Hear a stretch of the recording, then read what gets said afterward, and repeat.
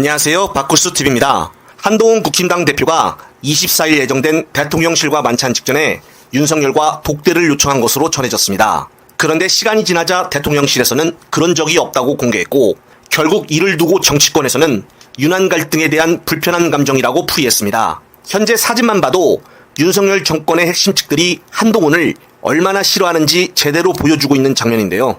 이상민의 저런 표정은 처음 봤습니다. 한동훈 입장에서는 현재 취임 2달이 돼가지만은 눈에 띄는 성과조차 내지 못하고 있어 허수아비 당대표란 말을 듣고 있으며 따라서 이번에 한동훈 나름대로 독대를 요청해 의료대란과 최혜병 3자 특검에 대해 말을 하려고 했었으나 지금 속보로 대통령실은 그런 요청을 받은 적이 없다라고 딱 잘라 말한 것인데요. 결국 윤석열이 한동훈과 독대로 만나기 싫다라는 것인데 둘이 독대든 아니든 결국 이런 상황들이 둘 다 최악인 상황에서 지지율을 더욱더 떨어지게 만들 것입니다. 특히나 이번 폭우로 인해 피해본 지역들이 많은 상황에서 24일 정부와 여당이 히히호호하며 와인이나 한잔하며 만찬을 한다고 하니 정말 기가 막힌 상황인데요. 지금 윤석열과 한동훈 기싸움에 국민들만 피해보고 있습니다. 한편 민주당 황정화 의원이 22일 오전에 김건희 공천 개입에 대한 서면 브리핑을 냈는데 내용은 이렇습니다. 김건희 공천 개입에 대해 지난해 12월 경남 선관위가 창원지검에 사건을 고발했는데 지금 9개월이 넘도록 아무런 처분조차 내지 않고 있다는 것입니다. 이미 9개월 전부터 수사가 들어간 상태였고 검찰은 아직도 처분하지 않은 것인데 이것을 두고 창원지검은 욕을 먹을까봐 이틀 전 먼저 선수치고 수사 중이라며 JTBC에 6,300만 원을 건넸다는 떡밥을 던져준 것이 아닌가 싶은데요. 그런데 알고 보니 이 창원지검장은 정유미 대검 공판 송무부장으로서 창원지검장으로 이미 승진을 하여 자리 이동한 것이었습니다.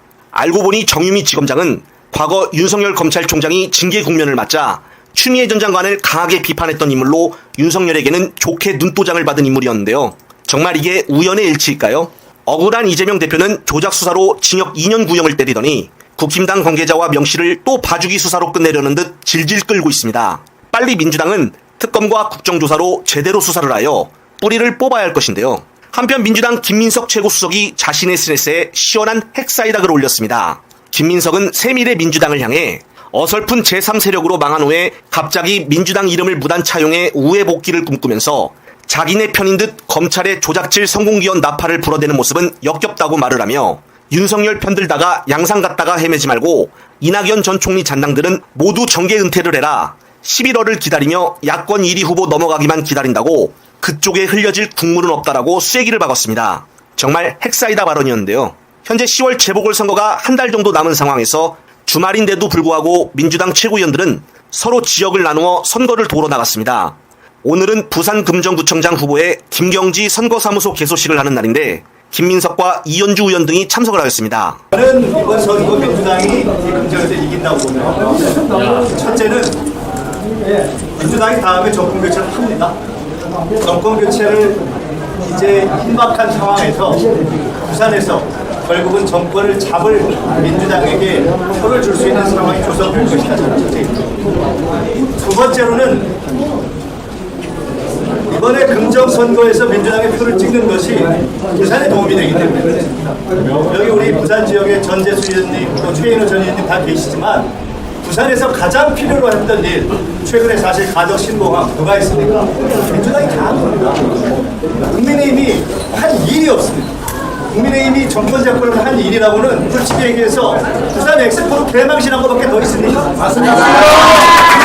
국민의힘이 중간 열면 산업은행 얘기하면서 민주당 욕하는데요.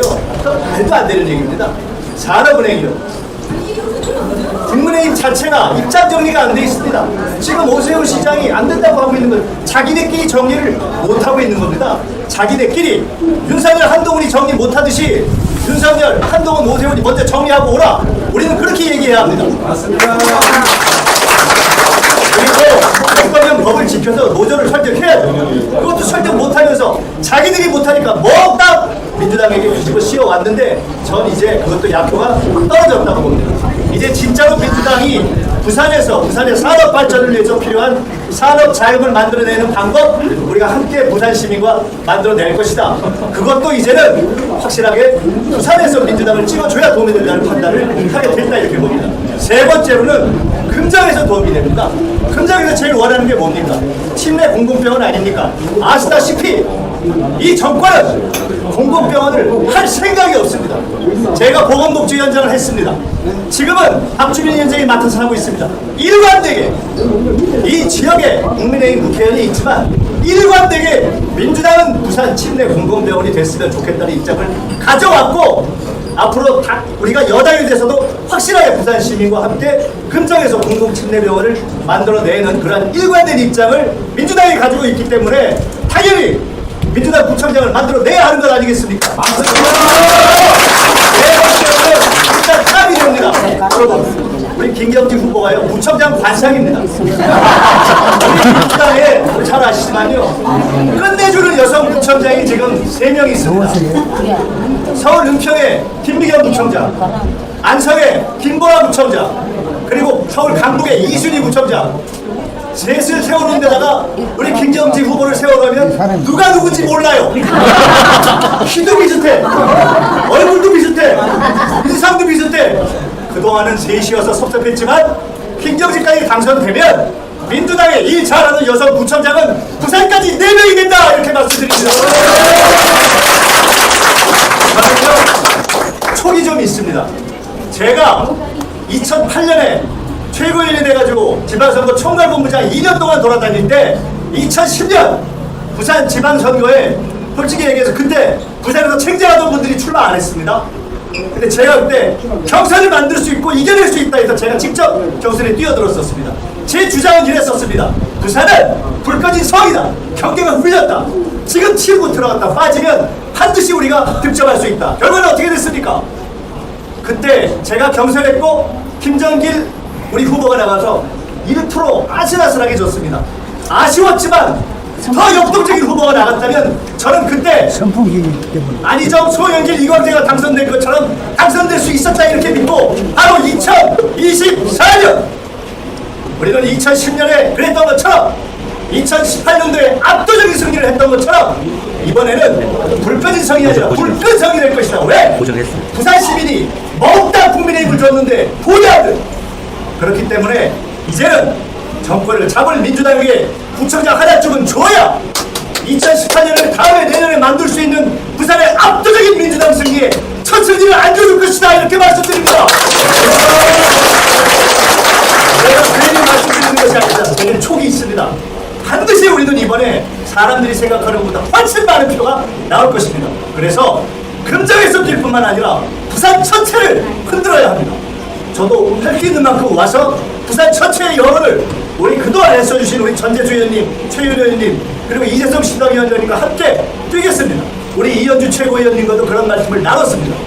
반드시 금정에서 놀라운 승리를 만들어내고 그리고 지금 단일화 얘기가 있는데 결론부터 말씀드립니다. 이곳의 단일 후보는 민주당 김경지 후보가 될 것입니다.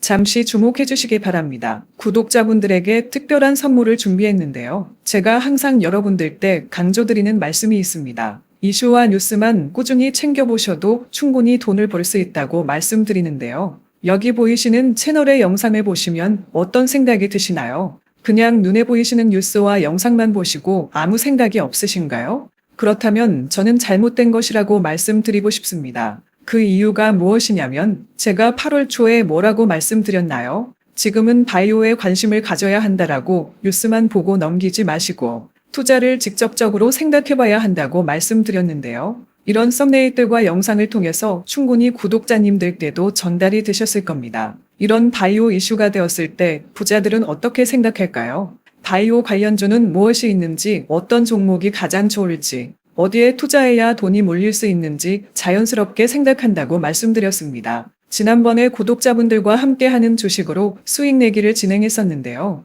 100% 무료로 진행을 했고 이 사진을 보시면 아시겠지만 구독이라는 문자 메시지를 남겨주신 모든 시청자분들께 이렇게 바이오 관련주 중에 가장 급등할 확률이 높은 딱 한 종목을 드렸습니다. 8월 13일에 오정바이오를 추천을 드렸습니다. 여기 나와 있는 사진을 보시면 정확히 얼마에 매수하고 어떤 종목을 사야 하는지 어느 지점에 팔아야 하는지 이런 부분들까지 여러분들에게 정확히 알려드렸는데요. 실제로 많은 분들께서 수입을 보셨습니다. 오른쪽을 보시면 아시겠지만 8월 13일에 오정바이오를 소개해드리고 나서 실제로 며칠이 지나지 않고 이렇게 주가가 상한가가 되었습니다. 당시에도 굉장히 많은 분들이 제가 드린 이 종목으로 수익을 내셨습니다. 지난번과 똑같이 구독이라는 문자를 보내주시면 이번에 이슈가 되고 있는 주식 중에 앞으로 대장주의 구실을 하면서 주가가 가장 크게 상승할 한 종목을 시청자분들에게 문자로 종목명과 사고자 하는 시점을 모두 알려드리겠습니다. 이 영상을 보시고 계시는 시청자분들 중에 종목이 궁금하다 하시는 분들은 남녀노소 시간대 상관없이 이렇게 상단에 번호를 항상 남겨놓고 있습니다. 전화번호 010-8025-2352 똑같이 무료 급등 주식 문자를 보내드리겠습니다. 돈을 받는 것도 아니고 투자를 대신해 드리는 것도 아니고 부담 없이 구독 문자 보내주시면 되십니다. 수익이 나신다면 구독과 좋아요 한 번씩 부탁드립니다.